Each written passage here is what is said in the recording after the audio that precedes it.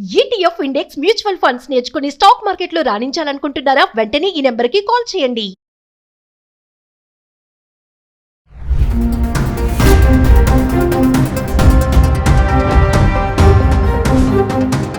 నమస్కారం. ఇప్పుడు గత జనవరి నుంచి అమెరికాలో కొత్త గవర్నమెంట్ వచ్చింది. American politics, American government, American governance అన్నీ కూడా ఒక కొత్త డైరెక్షన్లో వెళ్తున్నాయి. ఇంతకుముందు ఎన్నడూ కని విని ఎరుగని విషయాలు ఇక్కడ జరుగుతున్నాయి. అందులో మనకు సంబంధించి పర్టికులర్లీ ఇండియన్స్ కానీ ఇమిగ్రెంట్స్ యాజ్ అ హోల్ చూసినట్లయితే ఇది legal, illegal, overstayed, under stayed అని అన్ని రకరకాల క్లాసిఫికేషన్స్ ఉన్నప్పటికీ ఇన్ జనరల్ ప్రస్తుతం ఇది ఇమ్మిగ్రెంట్స్కి కష్టకాలం. ఇమ్మిగ్రెంట్స్ ని మైక్రో అబ్జర్వేషన్లో పెట్టి చూస్తున్నారు. అది ఇంతకు ముందు వీడియోస్లో కూడా నేను చెప్పాను. దయచేసి ఎవ్వరు కూడా ఎక్కడ కూడా లా అండ్ ఆర్డర్ సిచ్యువేషన్లో, అంటే పోలీసు వాడు ఆపితే ఆపించుకుని లేక వాళ్ళ కలలో పడి కేసులు అయ్యి సిచ్యువేషన్లోకి రాకూడదు. వచ్చినట్టయితే వాళ్ళ అమెరికన్ స్టే అక్కడికక్కడ ఇన్స్టంటేనియస్గా ఎండ్ అయిపోతుంది. సో దీనికి రకరకాల కారణాలు ఉండొచ్చు. అందులోనూ మన community is the now second largest అనుకోవాలి. స్పానిష్ పీపుల్ తర్వాత, హిస్పానిక్స్ తర్వాత. సో స్పానిష్ అనేటప్పటికీ సెవరల్ కంట్రీస్ ఉంటాయి, సౌత్ అమెరికన్ కంట్రీస్ అన్నీ అందులోకే వస్తాయి. అంతే తప్ప ఒక మెక్సికోనే అనుకోవద్దు దయచేసి, ఆ పొరపాటు చేయొద్దు, మిస్అండర్స్టాండింగ్లో ఉండొద్దు. So South American countries and కొలాక్యువల్గా చెప్పాలంటే వాళ్ళని బ్రౌన్ పీపుల్ అంటారు. అందులో అదే బ్రౌన్ జాతిలోకి మనం కూడా వస్తాం. అయితే అన్ఫార్చునేట్గా ఏంటంటే నంబర్స్ చూసేటప్పటికీ వాళ్ళు అందరికంటే ఎక్కువ పాపులేషన్ అది. అందులో మంచి మోతాదు, మంచి పర్సంటేజ్ ఇల్లీగల్గా కూడా వచ్చిన వాళ్ళు ఉన్నారు. అయితే ఈ మధ్యకాలంలో మన వాళ్ళు కూడా చాలామంది ఇల్లీగల్గా వచ్చిన వాళ్ళు ఉన్నారు. ఇటు కెనడా వైపు నుంచి, అటు టెక్సస్ వైపు నుంచి. ఈ డుంకీ అనేదో ఉంటుందట, 40 లక్షలు, 50 లక్షలు, 60 లక్షలు కూడా ఖర్చు పెట్టి చావుని ఎదుర్కొని, ఎందుకంటే అంత భయంకరమైన జర్నీ చేసి వాళ్ళు అమెరికాకి వస్తున్నారు. ఈ డాక్యుమెంటరీస్ యూట్యూబ్లో ఉన్నాయి, చూడొచ్చు మనం చాలా.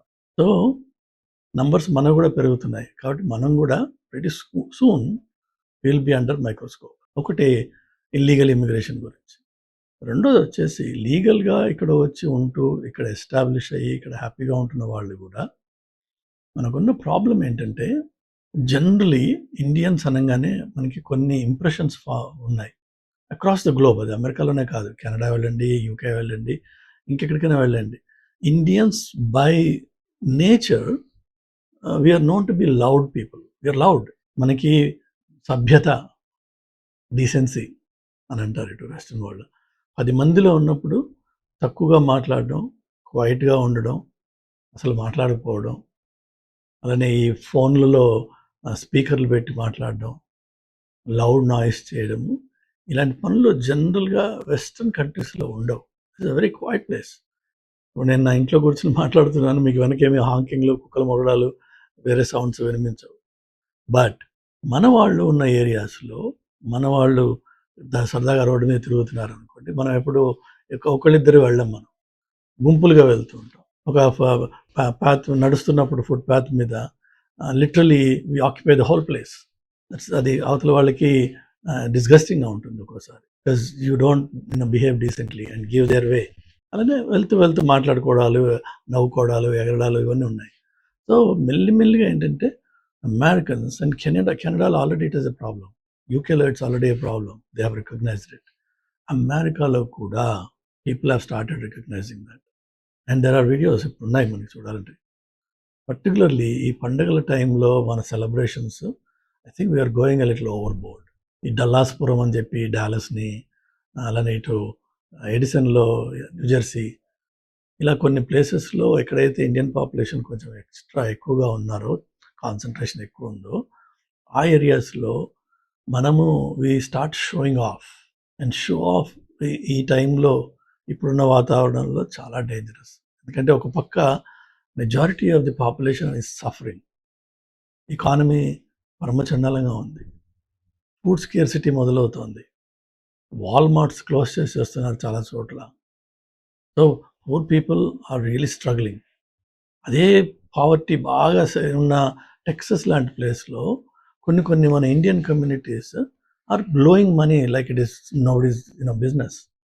సో ఆటోమేటిక్గా ఏంటంటే we attract that attention. Either వీళ్ళు బాగా ఉన్నారని చెప్పో ఈర్ష్య ఉండొచ్చు, లేక వీళ్ళకి మినిమం బిహేవియర్ రావట్లేదు అని ఉండొచ్చు, లేక వీళ్ళు అమెరికాని ఇండియాగా మార్చేస్తున్నారు అని చెప్పేసి రకరకాల కారణాలతోటి మనం అంటే ద్వేషం పెరిగే అవకాశం బాగా ఉంది. దానికి తగ్గట్టుగా మన బిహేవియర్ మార్చుకోగలిగితే మనం ఇక్కడ సేఫ్గా ఉండొచ్చు. లేని పరిస్థితిలో ఈ బాలకృష్ణ సినిమాలకి పోస్టర్లకి పాల్పోయడం అదేమిటో.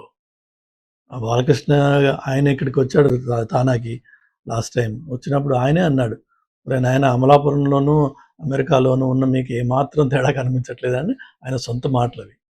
సో మనం కూడా అలానే బిహేవ్ చేస్తున్నాం. This is going to cause huge problems. అది పోలీస్ దాకా వెళ్ళాల్సిన అవసరం లేదు. ఇది ఓపెన్ క్యారీ కంట్రీ. ఇది ఎవడు ఎప్పుడు ఎక్కడ ఏం పిచ్చి వస్తుందో మనకి తెలియదు. సో దయచేసి Indian friends, try to wake up.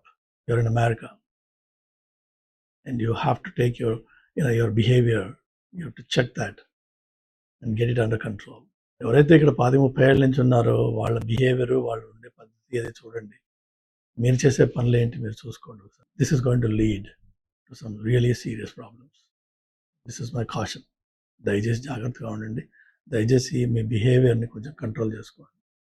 అవతల వాళ్ళు అవకాశం కోసం చూస్తున్నారు. ఏ చిన్న తప్పు చేసినా రాత్రికి రాత్రి పంపించేస్తారు.